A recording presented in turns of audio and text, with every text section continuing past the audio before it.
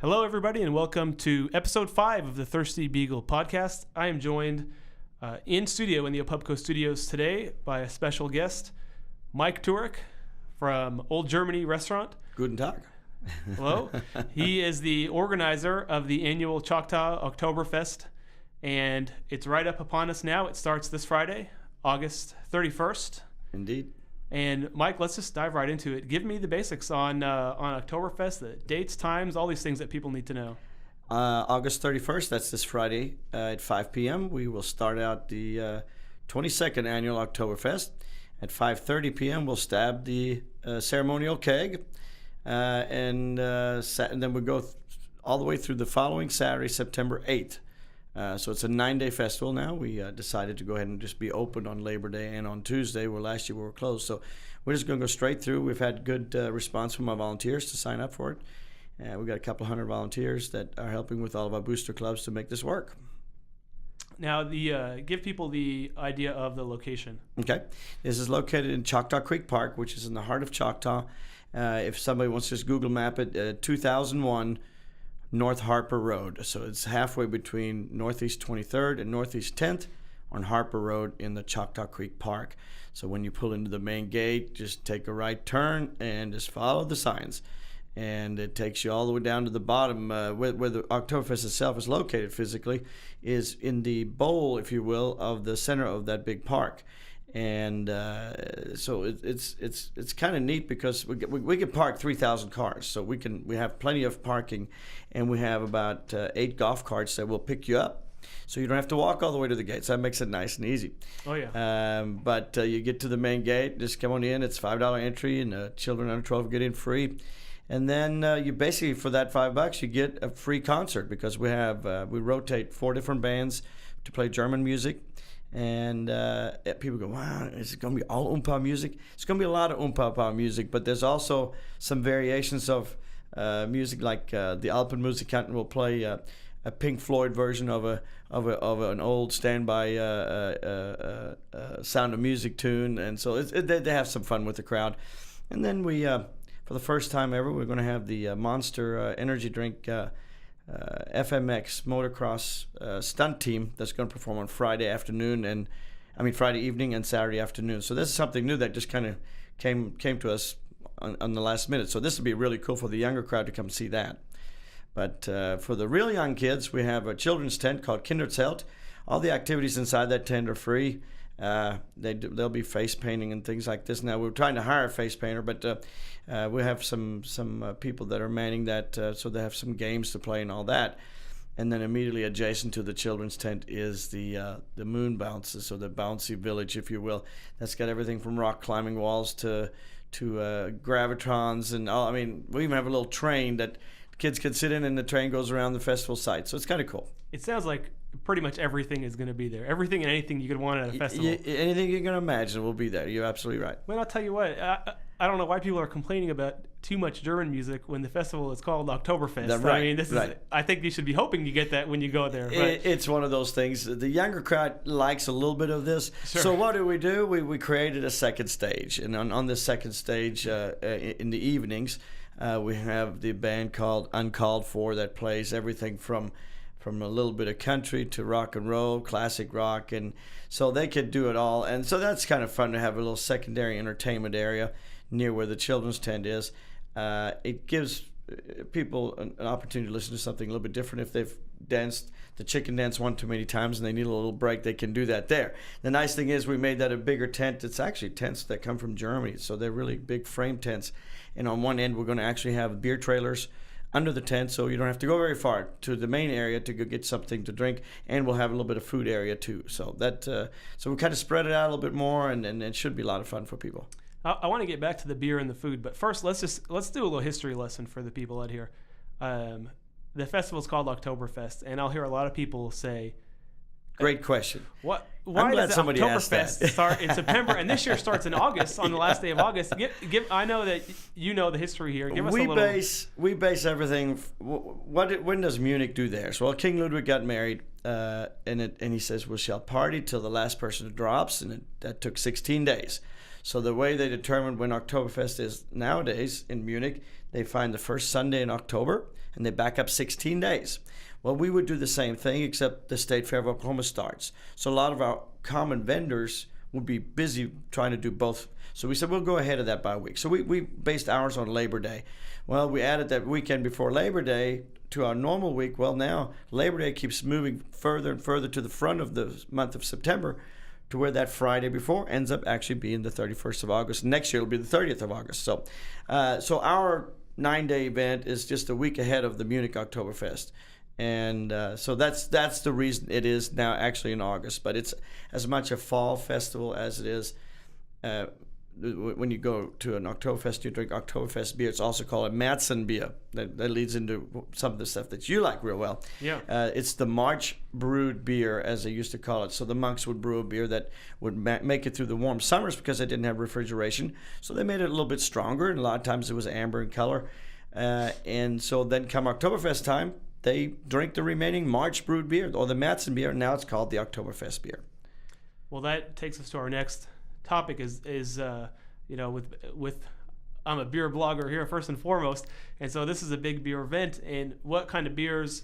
Obviously, there'll be some Oktoberfest, and I know in the past you've brought stuff in from Europe. What are we looking at this year for? Well, that kind technically, of stuff? all the German beers are technically brought in from Europe. The one thing that was new last year that we have again this year is the Wiesen beer, and people go, "Well, that's a wheat beer." No. Wiesen means the meadows.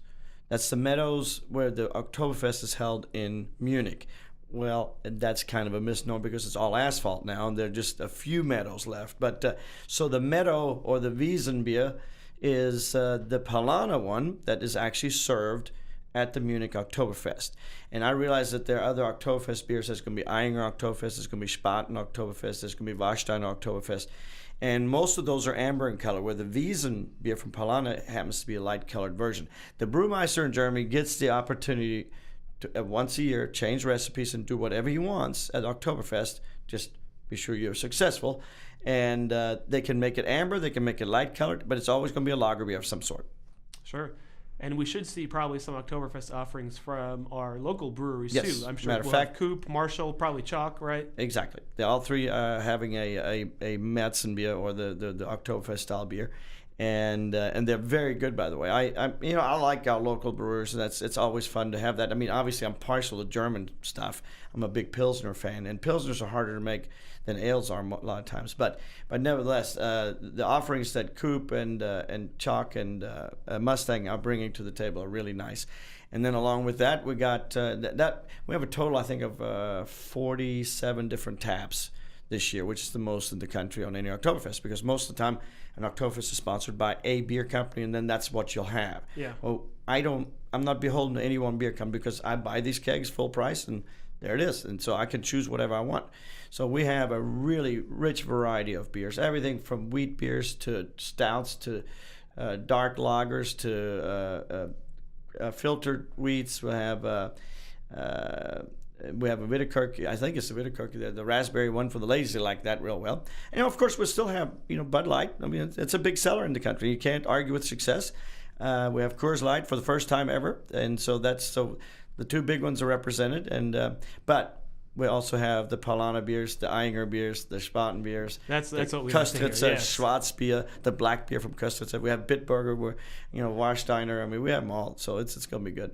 Now you're going to be having some beers. You obviously need to lay down a little food base. Oh, got to have a there to base. help you out. So tell us a little bit about what's going to be on the food table there at Oktoberfest. We'll be preparing for that 9 days about 1,600 pounds of ham hocks that are grilled in the Cook Shack cookers. These are those high-dollar big cookers.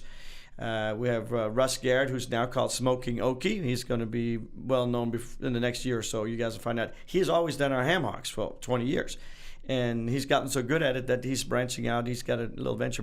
So we'll be cooking these great Cook Shack cookers, 2 of them, with our chickens, turkey legs, and of course the ham hocks. And then we'll have schnitzel sandwiches, schnitzel dinners. We'll have all the brats, the smoked, the regular brat, knockwurst, and then we'll have the potato pancakes. We'll cook 6,000 pounds of potatoes to make potato salad. The mayonnaise-based cold potato salad from Germany in the Frankfurt area where we're from, and of course red cabbage sauerkraut, apple strudel, and of course pretzels.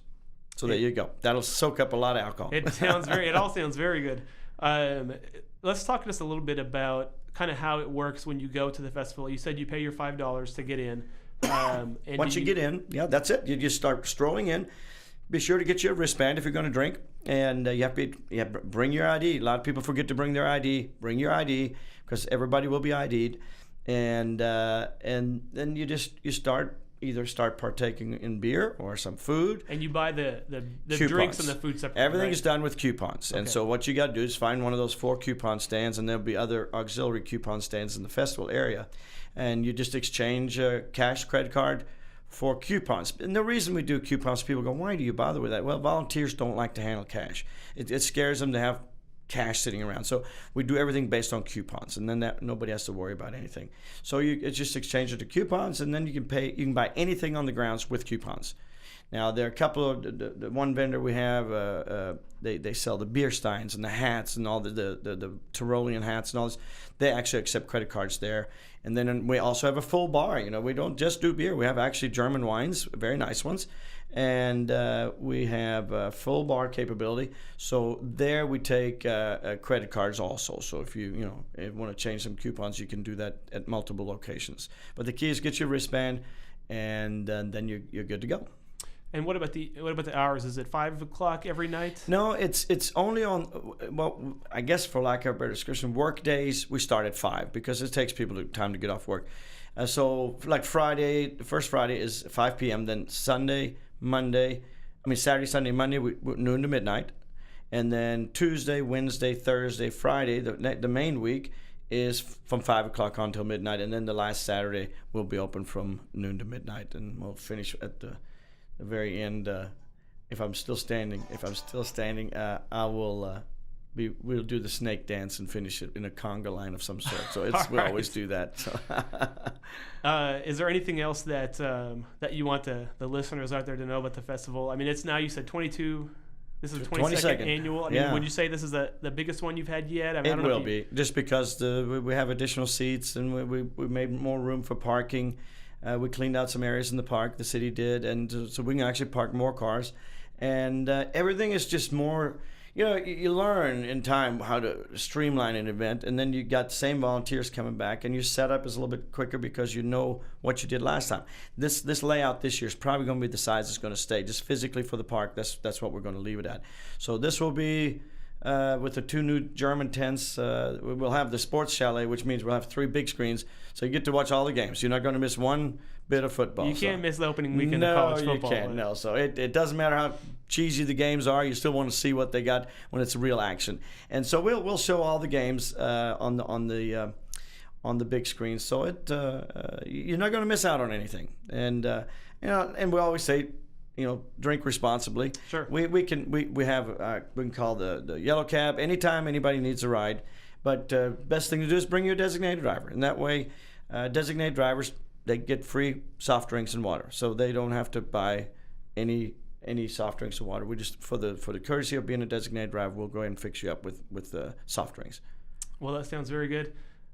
Mike, thanks for joining us here. Listen, on the I appreciate today. you being a partner all these years. You helping us out with your blog and all that. So that's greatly appreciated. Oh, no problem. Remember, that's the annual Choctaw Oktoberfest, 22nd version this year. It's going to start this Friday, August 31st, 5 o'clock.